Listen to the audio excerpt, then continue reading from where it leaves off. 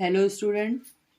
इस वीडियो में class 12th chapter magnetic effect of current and magnetism का next topic पढ़ेंगे। तो अब टॉपिक है एम्पियर सर्किटल लॉ। तो समझ लेंगे एम्पियर सर्किटल लॉ क्या स्टेट करता है और फिर एम्पियर सर्किटल लॉ की हेल्प से कुछ डिफरेंट शेप के करंट कैरिंग वायर की मैग्नेटिक फील्ड फाइंड करेंगे।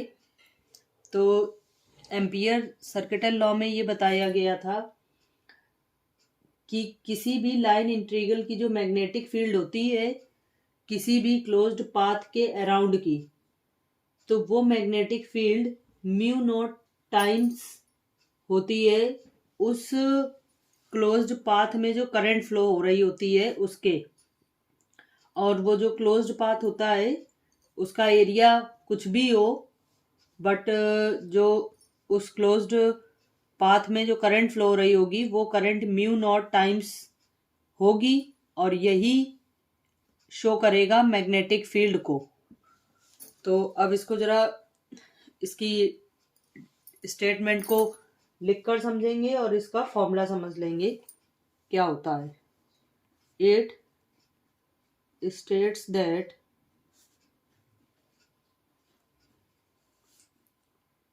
the line integral of the magnetic field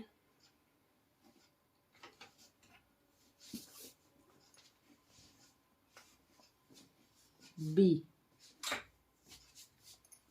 around any closed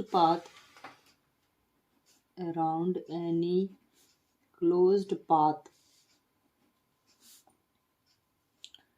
is equal to the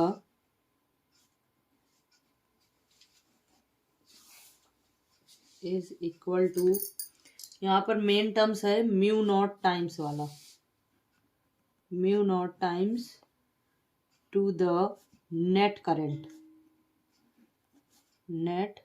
current I flowing through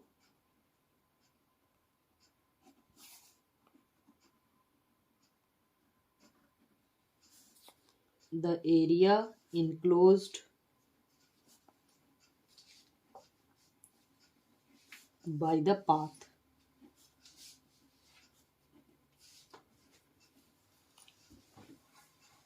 जो भी पाथ होगा उसके इनक्लोज्ड के एरिया के थ्रू जो नेट करंट होगी वो म्यू नॉट टाइम्स होगी और ये म्यू नॉट टाइम्स जो करंट होगी वो इक्वल होगी मैग्नेटिक फील्ड के। यही बताता है एम्पियर सर्किटल लॉ। तो यहाँ से इसका फॉर्मूला हो जाएगा दैट इज क्लोज्ड इंटीग्रेशन, क्योंकि क्लोज्ड पाथ के लिए था बी डॉट डी एल। यहाँ पर बी डॉट डी एल का मतलब है मैग्नेटिक फील्ड किसी भी लाइन इंटीग्रल के लिए is equal to the mu naught I. ये इसका फॉर्मूला हो गया। यहाँ पर म्यू नॉट जो है वो परमेबिलिटी है फ्री स्पेस की, where mu not is the permeability of free space.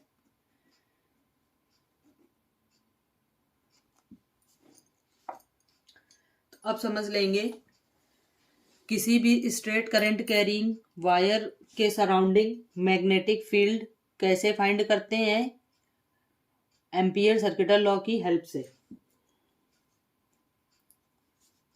तो हेडिंग हो जाएगी magnetic field due to a long straight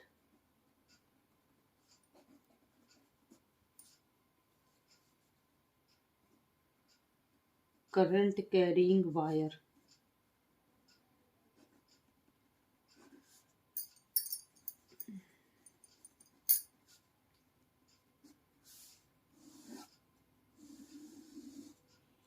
तो इसके लिए यहाँ पर इसका एक डायग्राम समझ लेंगे।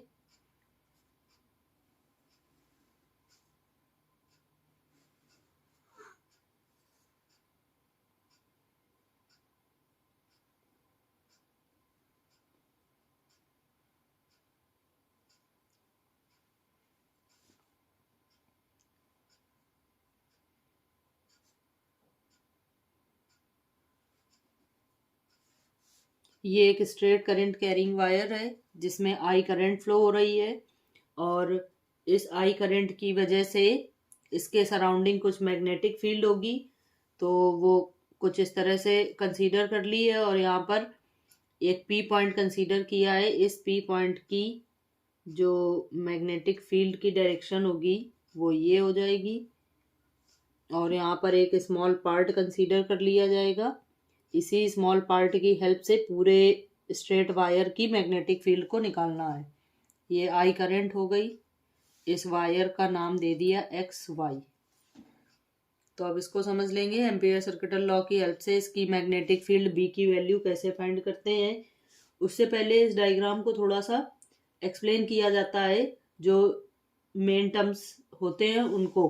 तो यहाँ पर आपको सीधे डेरिवेशन समझाया जाएगा। बाई एम्पियर सर्किटल लॉ,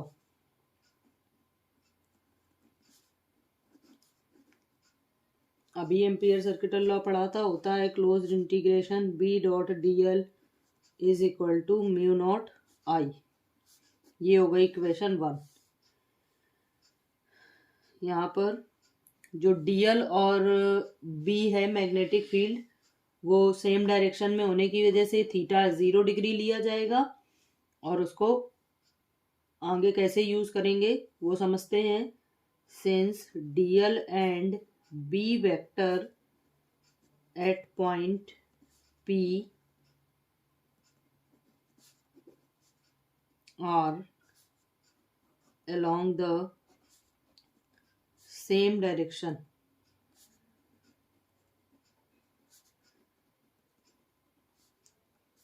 तो इसका मतलब है यहाँ पर एंगल हो गया 0 डिग्री, और cos 0 की वैल्यू होती है 1। नाउ अब इसमें एक वेक्टर की प्रॉपर्टी लगा करके इसको सॉल्व करेंगे। Close integration B dot D L को लिख सकते हैं, या वेक्टर की प्रॉपर्टी की हेल्प से इसको लिखेंगे। Close integration B D L cos theta, और थीटा है 0 डिग्री तो हो जाएगा कॉस 0, और कॉस 0 की वैल्यू 1 होने की वजह से सिर्फ बचेगा B D L close integration के साथ, जिसमें से बी मैग्नेटिक फील्ड है जो कांस्टेंट होगी, उसको बाहर निकाल लेंगे। तो इंटीग्रेशन में बचेगा क्लोज इंटीग्रेशन डी एल, और बता देंगे यहाँ पर because B is a constant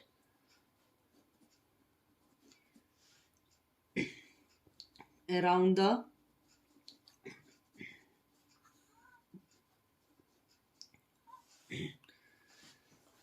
circle।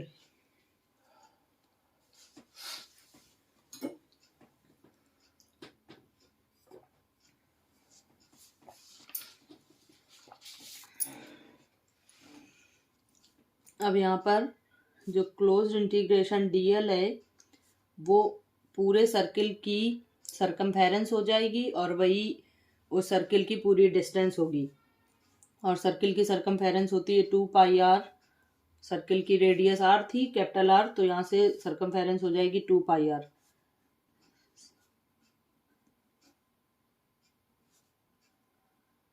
circumference of circle,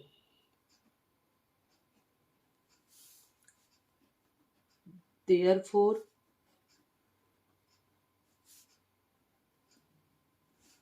क्या आ जाएगा यहाँ से, closed integration B dot D L is equal to आ जाएगा बी 2 पाई आर। ये हो गई इक्वेशन 2। अब इक्वेशन 1 और 2 को कंपेयर कर लेंगे, और या फिर इक्वेशन 2 से बी डॉट डी एल की वैल्यू इक्वेशन 1 में रखेंगे। तो यहाँ पर from equation 1 and 2 we get, equation 1 और 2 से हमें क्या मिलेगा, तो दोनों की LHS इक्वल है तो इनकी RHS आपस में इक्वल हो जाएंगी, तो वहां से आ जाएगा B2πr is equal to mu naught I, और यहाँ से B की वैल्यू जब निकालेंगे तो आ जाएगा mu naught upon 2π I upon R. ये आ गया फॉर्मूला। मैग्नेटिक फील्ड किसी भी स्ट्रेट करंट कैरिंग वायर के सराउंडिंग जो मैग्नेटिक फील्ड होती है उसका फॉर्मूला आ गया with the help of ampere circuital law. अब इसी तरह से एम्पियर सर्किटल लॉ की हेल्प से ही किसी सोलेनॉइड के सराउंडेड जो मैग्नेटिक फील्ड होती है वो फाइंड करेंगे। तो अब सेकंड पार्ट या सेकंड इसका एप्लीकेशन हो जाएगा मैग्नेटिक फील्ड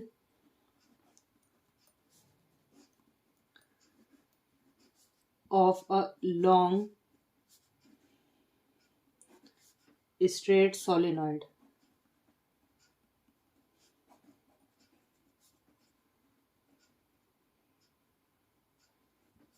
सोलेनॉइड एक किसी भी सॉफ्ट आयरन कोर में इंसुलेटेड कॉपर वायर को जब बाउंड कर दिया जाता है तो जो अरेंजमेंट रेडी होता है उसको सोलेनॉइड कहा जाता है। और इस सोलेनॉइड की वजह से जो मैग्नेटिक फील्ड प्रोड्यूस होगी उसकी वैल्यू फाइंड करनी है यहाँ पर with the help of ampere circuital law.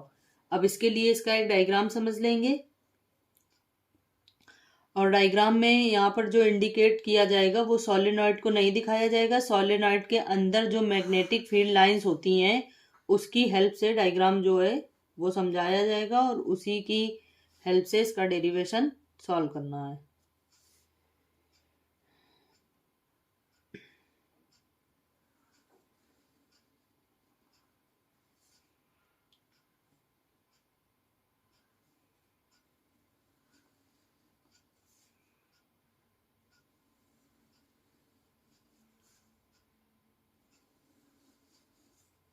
तो ये कुछ सोलेनॉइड की जो मैग्नेटिक फील्ड लाइंस हैं वो हो गई, इनकी डायरेक्शन बना दी जाएंगी यहाँ पर।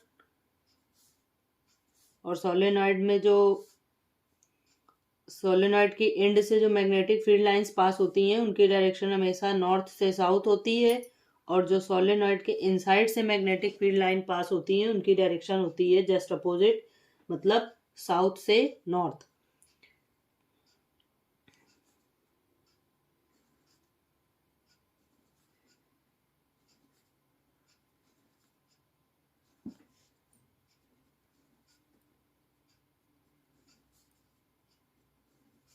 यहाँ पर ये जो क्रॉस और डॉट हैं वो मैग्नेटिक फील्ड लाइंस किसी भी प्लेन में जब इंटर होगी और उससे एग्जिस्ट होगी उसको रिप्रेजेंट करते हैं।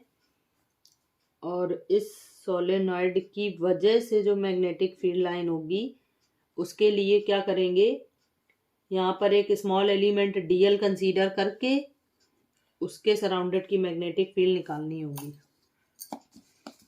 और फिर उसी की हेल्प से पूरे सोलेनॉइड की मैग्नेटिक फील्ड को फाइंड किया जाएगा।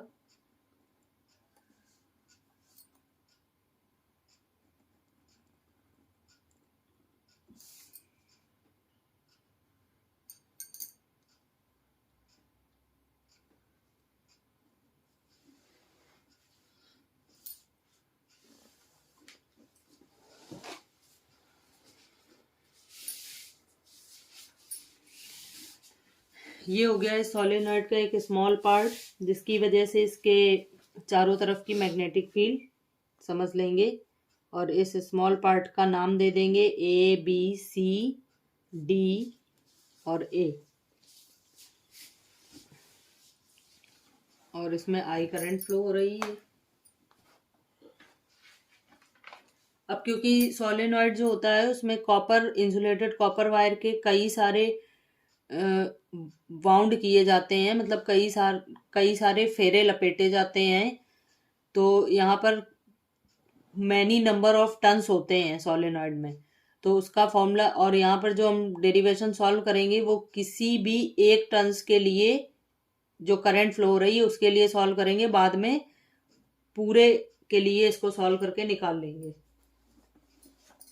तो इसमें भी डायग्राम को थोड़ा सा एक्सप्लेन किया जाएगा और यहाँ पर सीधे डेरिवेशन समझाएंगे। Applying Ampere circuital law, Ampere's circuital law.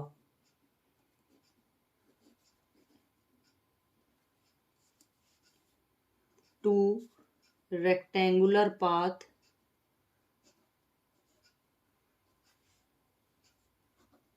ABCD V है। जो ये रेक्टेंगुलर पाथ डायग्राम में ABCD बनाया गया था उसमें एम्पियर सर्किटल लॉ जब अप्लाई किया जाएगा तो फॉर्मूला हो जाएगा close integration B.dl is equal to mu not I dash. यहाँ पर I डैश जो है वो किसी भी एक टर्न में जो करंट फ्लो हो रही है वो है, और जब सभी n टर्न्स के लिए निकाला जाएगा तो टोटल करंट लेकर के सॉल्व कर लेंगे बाद में। तो ये हो गई इक्वेशन 1।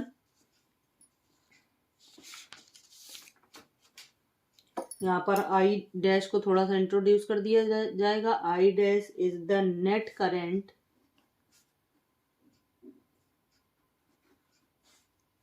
enclosed by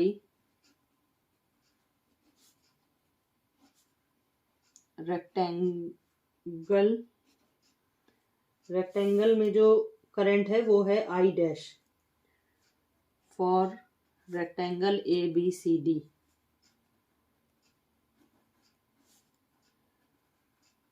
अब जो ABCD रेक्टेंगल है उसके लिए मैग्नेटिक फील्ड हो जाएंगी close integration B.dl is equal to A से B लिमिट हो जाएगी B.dl प्लस 4 पार्ट हो जाएंगे रेक्टेंगल में, A से B, B से C, C से D और D से A। अगला हो जाएगा B से C B.dl, इसके बाद अगला हो जाएगा C से D B.dl प्लस D से A B.dl। अब यहाँ पर क्या होता है, जो B से C और D से A की जो मैग्नेटिक फील्ड होती है वो 0 हो जाती है, क्योंकि यहाँ पर दोनों जो हैं वो सोलेनॉइड के रिस्पेक्ट में एक दूसरे के राइट एंगल होते हैं, और राइट एंगल होने की वजह से एंगल हो जाएगा 90 डिग्री और cos 90 की वैल्यू होती है 0। और यहाँ पर वेक्टर की प्रॉपर्टी B.dl में जब सॉल्व करेंगे तो B.dl cos थीटा आएगा, तो उसकी हेल्प से राइट एंगल वाले टर्म जो हैं वो 0 हो जाएंगे और बचेगी मैग्नेटिक फील्ड किसी 2 पार्ट की वजह से। तो यहाँ पर ये चीज डिस्क्राइब कर दी जाएगी। Now closed integration B.dl C से B से C एंड D से A के लिए B.dl हो जाएगा 0। बता देंगे इसका reason, because along BC and DA the field is at right angle.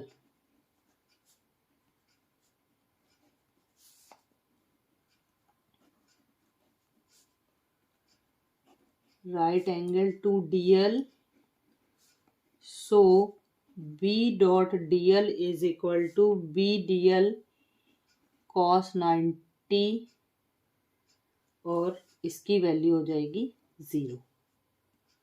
And अब बचा एक टर्म C से D के लिए, ये हो जाएगा B.dl,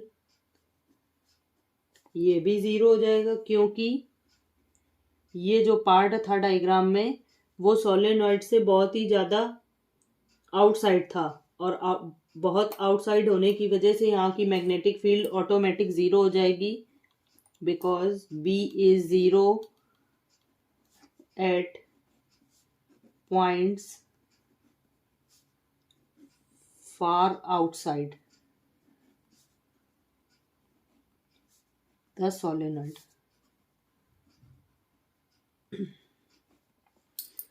तो जो टोटल मैग्नेटिक फील्ड निकाल रहे थे उनमें से 3 टर्म जो हैं वो ज़ीरो हो गए, तो जो मैग्नेटिक फील्ड बचेगी वो बचेगी B dot D L is equal to A to B B D L. और इसको लिख सकते हैं बी डी एल, क्योंकि यहाँ पर थीटा 0 डिग्री रहेगा और कॉस 0 की वैल्यू 1 हो जाएगी, तो यहाँ से वेक्टर की प्रॉपर्टी के according B dot D L को लिख सकते हैं B D L cos 0 degree, और कॉस 0 की वैल्यू 1 है, तो यहाँ पर डायरेक्ट लिख दिया है बी डी एल। और यहाँ शॉर्ट में बता देंगे for A B theta is equal to 0 and cos 0 is equal to 1। So magnetic field आ जाएगी B dot D L is equal to A to B D L, और B है magnetic field, उसको लिख देंगे बाहर। और जो यहाँ पर लेंथ है ए से बी के लिए जो डी एल की, उसको एक्स कंसीडर कर लिया जाएगा। Now A to B D L is equal to X, और ये जो ए बी पार्ट था उसकी हो जाएगी length of A B. Then यहाँ पर आ जाएगा B dot D L is equal to B X. अब अगर यहाँ पर जो सोलेनॉइड है उसमें नंबर ऑफ टर्न्स जो है वो n है, तो जो टोटल करंट होगी वो क्या हो जाएगी, उसको आगे समझ के इसको सॉल्व कर लेंगे।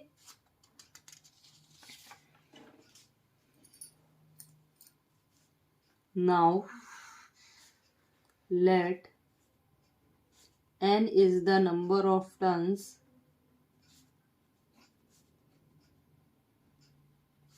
per unit length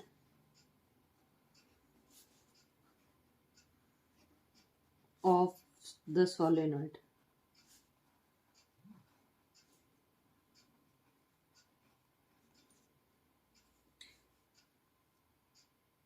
Then number of turns in a length x is nx. The current in each turn is I, so that the net current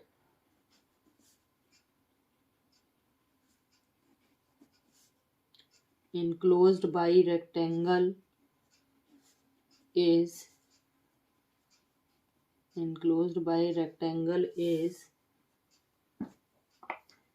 nxi।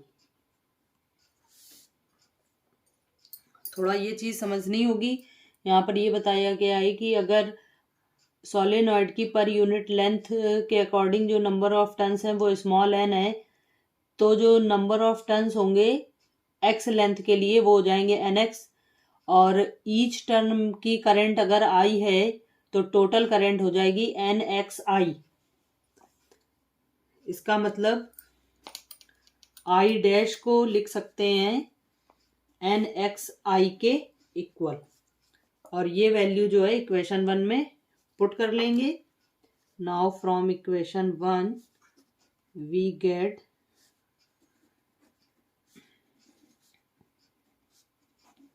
Equation 1 से मिलेगा B dot D L close integration B dot D L is equal to आ गया था B x, तो यहाँ लिखेंगे B x, और वहाँ था म्यू नॉट आई डैश, और आई डैश की जगह लिख लेंगे एन एक्स आई। यहाँ से x और x हो जाएगा कैंसिल, तो B इज इक्वल टू आ जाएगा म्यू नॉट एन आई। ये मैग्नेटिक फील्ड आ गई। किसी भी सोलेनॉइड के जो सराउंडिंग मैग्नेटिक फील्ड होती है उसका फॉर्मूला आ गया। और यहाँ पर जो n होता है, स्मॉल n, वो होते हैं number of turns per unit length, या इसी को लिख सकते हैं कैपिटल N अपॉन x। तो ये न्यूमेरिकल के लिए याद रखने वाली एक बहुत ही इम्पॉर्टेंट चीज़ है। और एम्पियर सर्किटल लॉ की हेल्प से सोलेनॉइड वाला जो टर्म्स है या डेरिवेशन है वो बहुत ही इम्पॉर्टेंट हो जाता है फॉर बोर्ड एग्जाम। और इसी में एक और पार्ट बताया गया है, वो भी समझ लेते हैं। इसका सबसे पहले इसका एक केस समझ लेंगे, उसके बाद जो एक पार्ट है वो और समझेंगे। तो इसमें अगर सोलेनॉइड के एंड्स पर मैग्नेटिक फील्ड निकालेंगे तो क्या होगा वो समझ लेंगे, क्योंकि कभी कभी न्यूमेरिकल में एंड्स के लिए पूछ दिया जाता है तो उसका फॉर्मूला भी मालूम होना चाहिए। Magnetic field at the ends of solenoid, मतलब जो सोलेनॉइड होगा उसके किनारों पर। ये तो बीच की थी, किनारों के लिए या एंड के लिए फॉर्मूला हो जाता है B and is equal to, मतलब मैग्नेटिक फील्ड एंड की जो बीच में होती है मैग्नेटिक फील्ड उसके हाफ हो जाती है। तो फॉर्मूला निकाला था म्यू नॉट एन आई, और उसी का कर देंगे हाफ, और जो हाफ करके फॉर्मूला बनेगा वो हो जाएगा magnetic field at the end of solenoid. किसी भी सोलेनॉइड के एंड पर जो मैग्नेटिक फील्ड होगी उसका फॉर्मूला। अब यहाँ पर एक टर्म आ जाता है टॉरॉइड, टॉरॉइडल, TOROIDAL। इसको बस समझ लेंगे कि ये होता क्या है एक्चुअल में। और इसके लिए जो मैग्नेटिक फील्ड निकाली जाती है वो बिल्कुल सेम होती है सोलेनॉइड की तरह ही। कुछ एक दो टर्म चेंज होते हैं, मोस्टली इसी की तरह सेम होती है। तो इसमें सिर्फ यहाँ पर समझेंगे टॉरॉइडल के बारे में। टॉरॉइडल जो होता है वो एंडलेस सोलेनॉइड होता है। एंडलेस सोलेनॉइड मतलब एक ऐसा सोलेनॉइड जिसका कोई एंड नहीं होता है, या कह सकते हैं एक सोलेनॉइड जिसका अरेंजमेंट एक सर्किल में है। Okay, thank you. अब आपको इसके जो अगले टॉपिक हैं वो नेक्स्ट वीडियो में मिलेंगे।